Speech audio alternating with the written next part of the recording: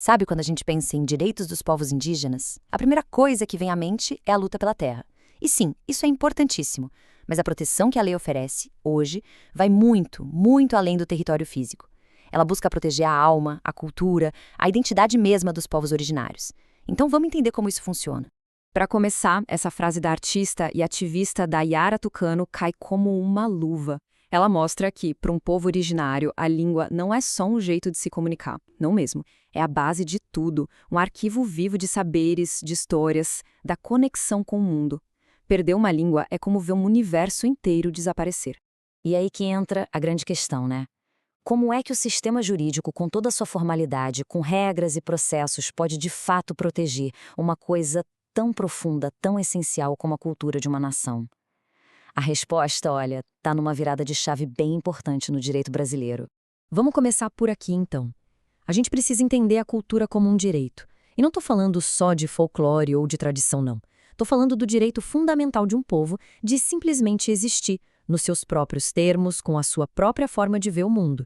A Constituição de 1988 foi um verdadeiro divisor de águas. Ela trouxe esse conceito de patrimônio cultural e material. Mas o que é isso na prática? Pensa nos saberes, nas celebrações, nos jeitos de se expressar e, principalmente, nas línguas. Com essa mudança, as línguas indígenas deixaram de ser vistas como dialetos e passaram a ser reconhecidas pela lei como um patrimônio cultural do Brasil. Um patrimônio que o Estado tem o dever de proteger. E o legal é que essa proteção da cultura está amarrada com uma mudança uma mudança radical na forma como a lei passou a enxergar a pessoa indígena. Foi uma virada de chave histórica mesmo. E aqui a gente vê o contraste. É impressionante. Antes de 88, o que valia era o tal do regime tutelar. A ideia era que os indígenas eram como menores de idade, que precisavam da tutela do Estado, que queria, no fundo, que eles fossem assimilados pela sociedade. A Constituição simplesmente quebrou essa lógica. Ela disse, não, indígenas são cidadãos plenos, com direito à sua própria organização, seus costumes, suas línguas e, o mais importante, com autonomia e protagonismo para defender os próprios interesses. Essa linha do tempo conta bem essa história. Começa lá em 1943, com a criação do Dia do Índio, o nome que hoje a gente vê que simplifica demais, né? Aí vem o pulo de 1988, com a Constituição, que muda tudo. E olha que interessante em 2022. O Conselho Nacional de Justiça lança uma resolução super importante e logo depois o nome da data muda oficialmente para Dia dos Povos Indígenas, um nome que respeita a diversidade e o protagonismo que foram conquistados. E essa resolução 454 do CNJ é o coração da mudança mais recente no judiciário. Ela funciona como um manual de instruções, sabe? Ela diz que a justiça tem que respeitar como cada pessoa se identifica, tem que promover um diálogo que leve em conta as diferenças culturais e até reconhecer que as comunidades têm seus próprios jeitos de resolver conflitos. É a pá de cal definitiva no antigo regime tutelar. Tá, legal na teoria, mas e na prática? Como é que tudo isso vira realidade no dia a dia? Vamos ver agora como esses direitos estão, de fato, saindo do papel. E a gente não está falando de pouca gente, não. Olha só esse número. As ações do judiciário hoje tentam alcançar mais de 1,5 milhão de indígenas espalhados pelo Brasil. O impacto é gigantesco. Então, na prática, o que o CNJ está fazendo? Bom, são várias frentes. Uma coisa super importante, facilitar a mudança nos documentos, para que o nome indígena e a etnia apareçam lá, sem burocracia.